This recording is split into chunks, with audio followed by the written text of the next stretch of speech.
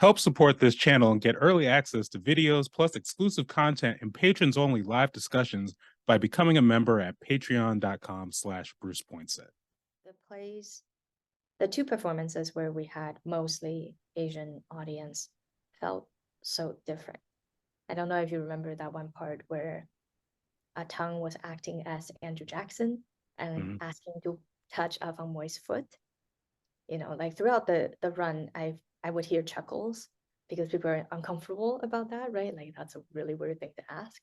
Right. The first API performance, nobody laughed. There was just a very clear understanding of, oh my God, what is she going to do? Because this is the leader of the United States, and she refused. And also, how dare he to ask to do such a deed? And I felt so loved and held by the community that night. It felt incredible. Yeah. And I would never forget that moment.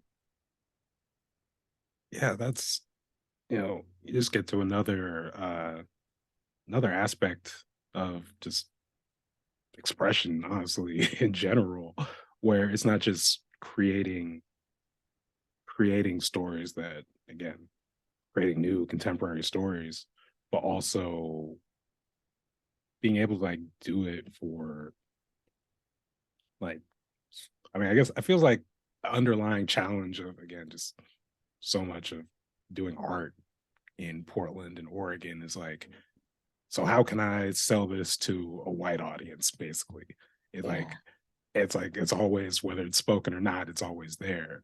And being able to like have those nights, having a night for your community to enjoy it together, that's, I don't know, it sounds cliche to be like you can't put a price on that, but I don't know, I just think about so many, like when you talk about that moment with Andrew Jackson, and like I think this is a weird comparison as I'm saying it in my mind, but we're gonna go with it here.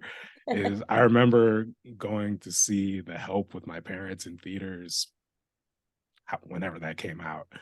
And there's just like I didn't really like that movie like that or anything, but there was just this random moment where, what was it?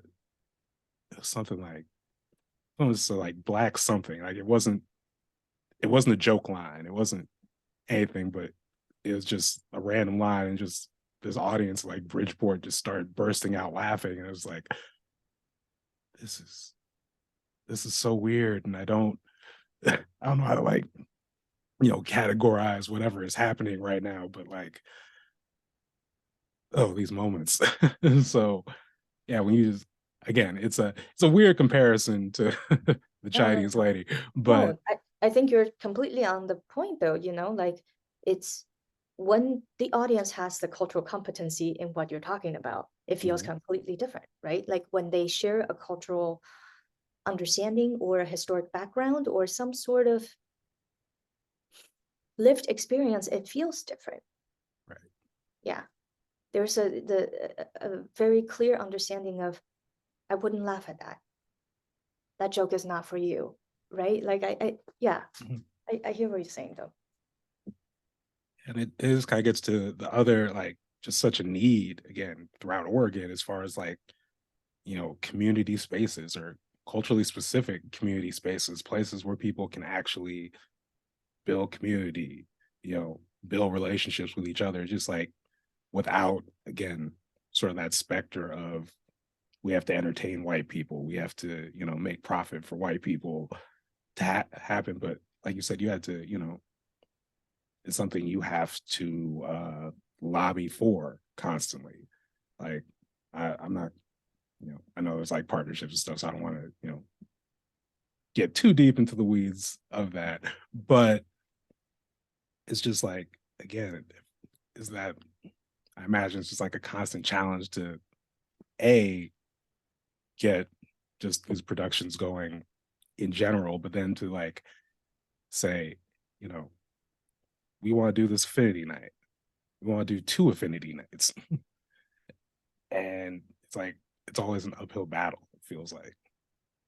Yeah, and I think maybe we just need to imagine it differently, right? Mhm. Because when you say BIPOC Affinity Night, ultimately I see a bunch of white audience in the crowd and I get super frustrated because I feel like if there is ever a specific group that's being celebrated, I would respect that boundary, right?